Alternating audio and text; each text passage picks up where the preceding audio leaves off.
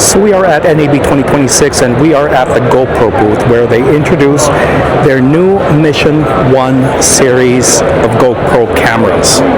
At the GoPro booth here at NAB 2026 and I'm with Daryl and he is demonstrating the GoPro Mission 1 ILS system. Can you tell me a little bit more about this particular camera? Yeah, this is our first GoPro with interchangeable lens system, ILS. So this is the Mission 1 Pro ILS. It's the official name. It's a little bit of a mouthful, but it allows you to take micro four thirds lenses that are manual focus and mount it to this camera body. What particular lens do you have on it right now? This is a macro 40 millimeter. Okay. Bought on Amazon specifically because I'm interested in macro photography. But it pairs well, and it's actually a really great demo because this allows, paired to the Mission Control app, the ability to do focus peaking. So as I pull focus, we can highlight what's in focus in green or any color. You can choose the color that you'd like. So if I want red, or blue, or yellow, maybe we'll look up there, a little bit more to see. So this is exclusively a manual focus camera then? Exclusively manual focus. Okay. We built it to be manual focus because there's so many lenses available in the Micro Four Thirds mount. I just got back from Japan. I was lens shopping. I picked up, I think, 5 lenses for under $100, and it's growing my collection. So we've also been thrilled with all the lens providers that have been coming by the booth and wanting to provide lenses for this. So the Mission 1 app right now is connected to the camera via USB-C. So this is coming off. It's 1920 by 1080. I can zoom in. I can basically tap to zoom.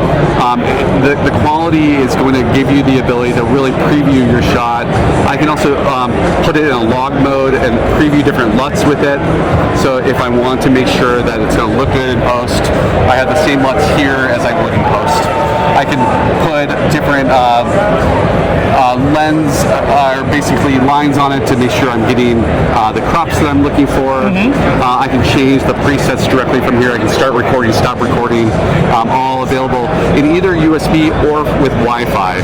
So if I unplug this, there is the ability to basically pair it with Wi-Fi, disconnect, and you can go up to whatever the Wi-Fi distance is. So with regards to manual focusing, now people don't realize when you're connected to a particular camera via Wi-Fi, there's a latency involved. Yeah. What is the latency? We're really proud of it. It's under 100 milliseconds. So right now, for Wi-Fi only?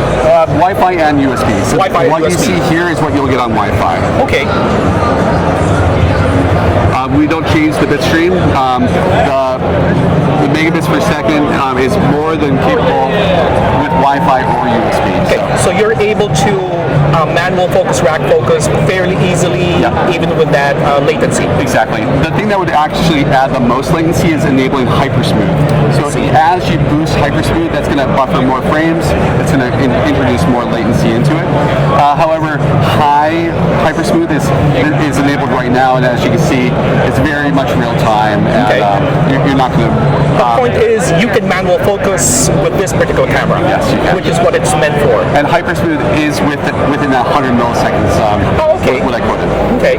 Now you were talking something earlier about matching the hypersmooth setting with the lens focal length. Yes. So if you bring your own lens, we need to know the focal length. Okay. So on the back of the camera, you'll be able to select the focal length for the particular lens, or if you're using the Labs firmware, you can even make a QR code for the lens, scan it, and then you're off. So you can do it one of two ways. You can either do it with a camera on board, or you can download the which app? You actually don't need an app. You just need the barcode information, but we have a handy app with the Labs program. I see. That you can configure it. It has it right there in the app, the barcode or the QR code. It'll scan it, and you're off. So a workflow would be you pick your lens focal length, scan it, and then scan the barcode, and then apply it to the camera. Right. Or just create a preset. So if you have a couple lenses that you're carrying with you, just create a preset for each one, and you're done. You don't have to do that every time. That's first time exclusively for hypersmooth. Hypersmooth, yeah. Okay. And also to do ERS to the lens, because we need electronic rolling shutter correction as well. Okay. But this wouldn't matter if you just have it on a tripod, you're doing a regular production on a tripod. You wouldn't even need it. Don't even need it. It's only for hypersmooth. Okay. If hypersmooth is off, you don't need to do any of that. Okay. Typical typical applications for this particular camera? So a lot of people have been talking about car shots. Yes. Interior shots, mounting it in a way basically that a small camera is going to fit. You can see over here we have pancake lenses, different size lenses, and those are going to fit in these tight environments where a smaller camera is going to be appreciated. Okay. But we've heard so many ideas over the last 2 days. I'm kind of curious what people are going to be doing with it as well. Okay. Because I personally don't see this as a vlogging camera. It is not a vlogging camera. You really are probably going to be better suited with a fixed focus. Something more like the Mission 1 Pro or Mission 1 if you're going to be doing well, that has infinity focus, but this one, what I see it as is a full production video camera. We're getting into that realm now, right? So it really comes down to what lens you're choosing. But yeah, you can really get some cinematic shots. I mean, obviously you can see from this demo that Abe here has produced. That's go play in the big screen right now. That is quality that you've never seen from us before. So it's incredible. This also is one of the best high frame rate cameras that we've ever made. Yes, I remember you guys. Exactly what is the highest frame rate you can go with on this camera? 960 frames per second at 1080. That's 10 seconds of footage is about 5 minutes long of slow-mo. Yes. So you don't need to go that long. But there's a Goldilocks mode, 1440 at 480, and there's a 4K at 240, and then 8K at 60. Okay. In the real world, I have found that 4K is actually very difficult to handle when delivering to customers. Yeah. So 8K, 4K, it's going to be a challenge if they don't have a computer that can handle it. Now a MacBook Pro or MacBook Neo even at $599 from Apple, they're powerhouses, so they can handle up to 8K. Okay. So we're finally seeing consumer hardware be able to decode and render this kind of content. Okay. And it's perfect timing. So can you walk me around the camera, the setup that you have right now? So this is a 3D printed mount. Oh, okay. This is actually, we want to show off that you can do this on a budget. You don't need to spend $10,000 on a fancy rig to get amazing quality. I bought these online. These are cheap, small rigs. I think this was $12. This was maybe $10. So I took my phone and paired it up. Standard USB cable that comes with the GoPro. So really, for under $50, you have a pretty cool rig. But you can go as high end as you want. We don't need to provide you the rig. You can pick anything that's standard out there as long as it can mount. To clarify, the camera is using your phone as a monitor and it's hardwired in? Yep. Okay. So, like I said, you don't need the cable. This is kind of nice because it also has a Wi-Fi connection. Oh, you can use both. You can have both monitors. Okay. You can provide. This is providing power to the GoPro right now. So my GoPro's been at 100% the entire time because it's borrowing my GoPro, my iPhone's battery, which is wonderful. That's a big advantage of USB-C. It also does voltage sharing. So if this starts to drop, it will start using the GoPro to charge the phone if you wanted to. Okay. So when you could theoretically, you can have it fully spec'd up with what do you call those things? The big dongles that they have, or absolutely. So USB splitters. Actually, it's the thing where you connect to your phone, where you can have it split up to an HDMI, external power, microphone. So this GoPro for the first time actually supports standard HDMI USB. Okay. So if you had a standard one you use for like your laptop, plug it in, it'll give you HDMI out. USB adapter USB to adapter HDMI. To HDMI. Okay. Or if you have the Media Mod that we sell, you can have a micro HDMI port there. Exactly. So that automatically comes with it. I see.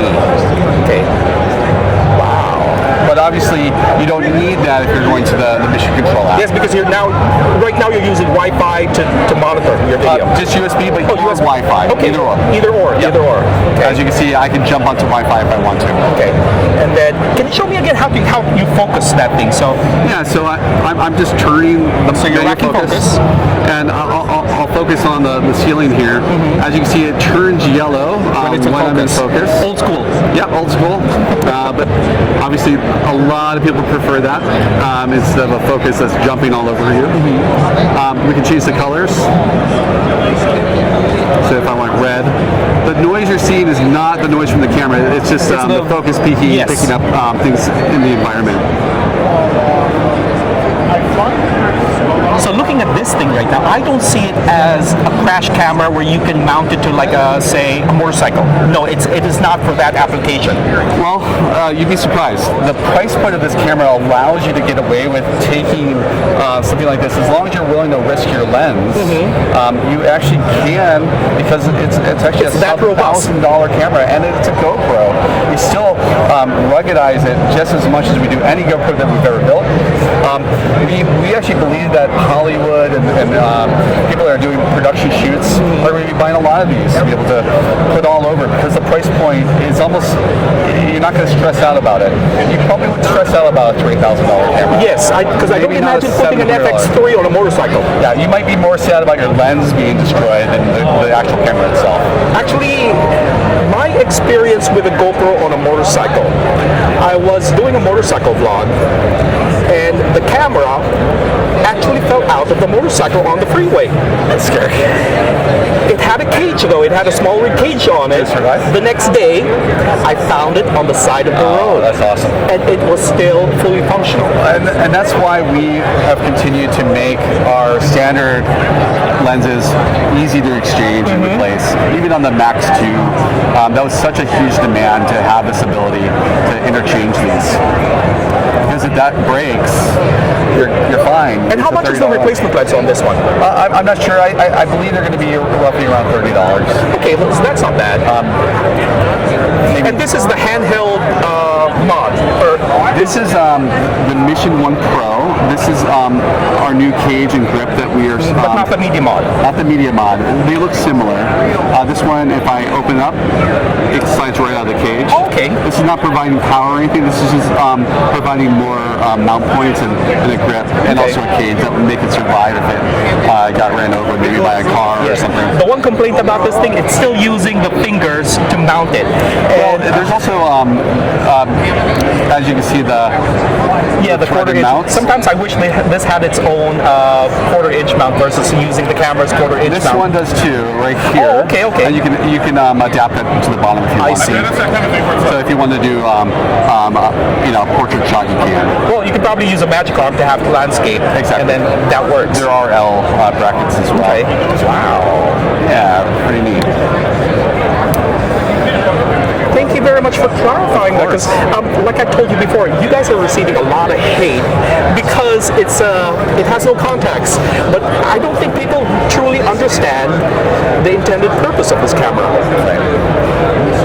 I think when creators get a hold of it, they come from a world where that's not a problem. There's going to be people that need autofocus. Go get a camera that has autofocus if you need that. But we're not trying to pull you into this world if that's what you love. But for those that live and die by manual focus, they're going to love this camera. They're going to be able to pull their old lenses out of the closet and get some amazing shots with this. Now, one thing people don't realize, there's a crop factor between Micro Four Thirds lens and the 1 inch. I think it's like 1.35. 1.3, 1.35. So your 40 millimeter right now is effectively 54 millimeter on this sensor. I can't do the math on top of my head, but you're right. It's going to definitely convert it. There are standard calculators for that. And then another thing people don't realize, the MFT has another crop factor when comparing it to full frame. So people have to keep that in mind when using lenses for this particular camera. When you're picking lenses, you really want to be paying attention to that if it matters. I would imagine that there's going to be a lot of online converters that are going to help with this process, especially since this is kind of an oddball configuration with the 1 inch sensors and Micro Four Thirds. availability on this particular camera? So this one's going to be available in Q3, while this one right now, the Mission 1 Pro and Mission 1 are available right now for pre-order. And the grip is actually part of the pre-sale. So as supplies last, these will be bundled with it, and this is a $100 value that you're getting with the GoPro. Now, from what I remember, the Mission Pro 1, the basic version, is $599, and then cheaper with a subscription. Yeah, so $499 with subscription, $599 if you're new to GoPro. Okay. And then you bump up $100 to the Mission 1 Pro. So $699 for the Mission Pro. And these are the same price. I see. Really excited because a lot of people speculated this would be $1,300, over $1,000, but we obviously wanted to make it the same price, so it would be an easy choice. You can pick, bring your own lens, or just go with the fixed lens. Okay. And I heard no more overheating problems. Yeah. So It's this gone. is our. We hear you. We understand. We care about that as much as any user of our cameras. We are users of our cameras. We want these to last. This is using our new GP3. More so than battery, the processor is really what makes the difference in battery life and also thermal. So battery life is not compromised if there's no airflow like it was in the past. So at AK60, AK30, you're going to get the same exact shooting lengths in a warm, no airflow environment that you would in a airflow environment like mounted to a bike or mounted to. Personally, I don't really care much for 8K because it's very difficult to process for me. Even 4K is very difficult to process for me. The lower you go, the longer range you're gonna have, the longer battery you're gonna have. Okay. So like a 1080p mode on this guy is gonna give you almost 6 hours. 4K is gonna give you over 2.5 hours. 1440, whatever you're shooting at, it's gonna be in between that. But it all comes down to your frame rate. So if you are sticking to like a 30 or a 60, you're gonna have some really nice battery. Does it go down to 24? Yeah, it does. Okay, good. Integer 24 as well. So if you need to be NTSC or integer, you can select that in the settings. Okay. Okay. And available third quarter of this year. Yes. Wow. Very exciting to get these into the hands of creators. Focus peaking will also be available on the back LCD as well. Okay.